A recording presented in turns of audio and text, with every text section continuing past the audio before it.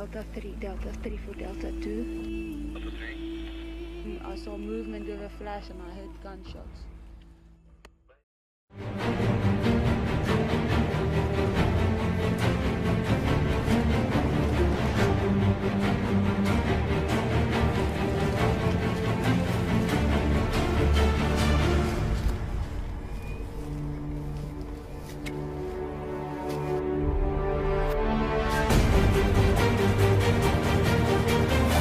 License down to one, we've got visual of the suspects.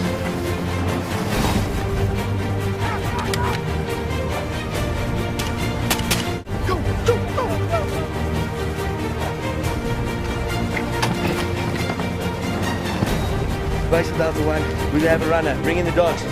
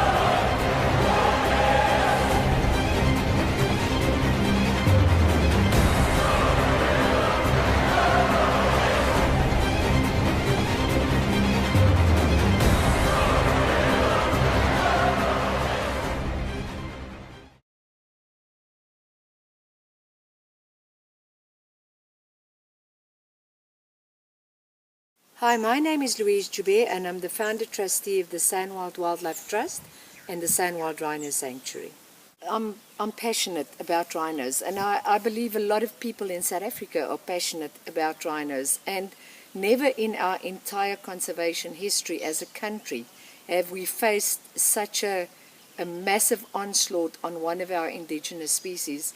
And if we want to know this or not, the rhinos are back on their way to extinction, and if we do not get the support of the global communities, we will lose the African rhino for sure. What we have to absolutely essentially understand is rhino poaching is going to remain with us until the day that the last rhino is dead. There is no other way that this scenario is going to play out. We have to understand we're dealing with criminal syndicates. We have to understand that this is a ruthless business. And interesting, from South Africa, the rhinos that are currently being poached and that are currently being killed in South Africa, very few of these, let's call them fresh horns or new horns, are actually being sold in the marketplace in Vietnam and China at this stage. There is clear evidence that rhino horns are being stockpiled by the criminal syndicates, and that their main objective with this total onslaught is extinction. Because only by bringing the animals back to extinction and killing the last rhino can they maximize on their investment and on their profits. So this is the game that's being played out here. The game is, let's get rid of all the rhinos. We're sitting on these masses of stockpiles. Once we've wiped out the species, we'll move on to the next animal species and we'll take it from there. But at the moment, the objective is to get rid of the last rhinos in South Africa and in the world. And interestingly enough, no country is safe as far as this is concerned, because once they've wiped out the rhinos in Africa, they will move into America, they will move into the UK, they will move into wherever they can find rhinos, and they will take those rhinos with lethal force if necessary. So we have to understand that the other situation is, if we look at the remaining rhino numbers that are still alive on Earth today, there is simply not enough rhinos to be able to cope with education campaigns in the Far East. By the time we have changed generations and we've changed perceptions, if we can do it, because on a personal level I don't believe we are going to do that, but if we can do it, the last rhinos will be gone, because there are simply not enough of these animals left over. And at the rate we're going in South Africa at the moment now, within the next 2-3 years, we will be in a negative growth period. In other words, we will have be, or we will be losing more rhinos than what is actually being born overall in the country nationally. And South Africa is holding the bulk of the rhinos in the world today. So if we lose the fight for rhino survival here, we are going to lose it across the globe. There's no doubt about that. So that is what people have to understand, what the urgency is here.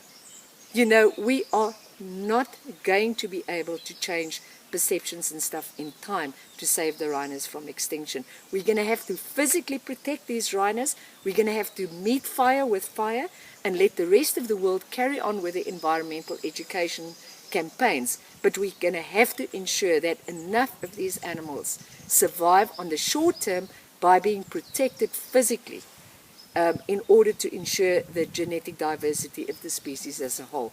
Once we get to that point, we can say, okay, now we can maybe relax our efforts. But at this moment, it's flat out to meet this challenge head on.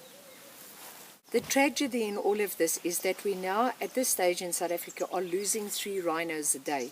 But what is even more concerning is that we're losing hope. Ordinary people are giving up. Rhino owners are throwing in the towel because they simply can't cope with this terrible tragedy that is unfolding and the frustration of not being able to know how to effectively deal with it. What we're doing here at SANWILD, we absolutely believe that the next generation and that young people need to be drawn into this looming conservation war that's looming on the horizon. It's essential for young people to take up the banner and start fighting for their own heritage. They have to understand that our planet and its wildlife is under severe threat. And if their generation is not going to change things assisted by people like us from the older generation, our planet is just going to go downhill all the time. So what we're doing in our program, we are using older people that are specialists in their fields of military, counterintelligence, you know, people that have fought wars across the world, and we're combining their expertise and their knowledge with local people, with bushcraft, with the understanding of nature, the understanding of rhinos, and we're bringing these young people in. And it is just incredibly, incredibly heartwarming and inspiring to see their passion on the ground, wanting to learn, and their entire overall objective and drive is simply to save this fantastic animal that we have on our planet. One of the most endearing, gentle creatures that we could ever get to know. And they don't deserve what is happening to them. And I feel that it is our duty and we are called to actually fight this war and save our rhinos from extinction.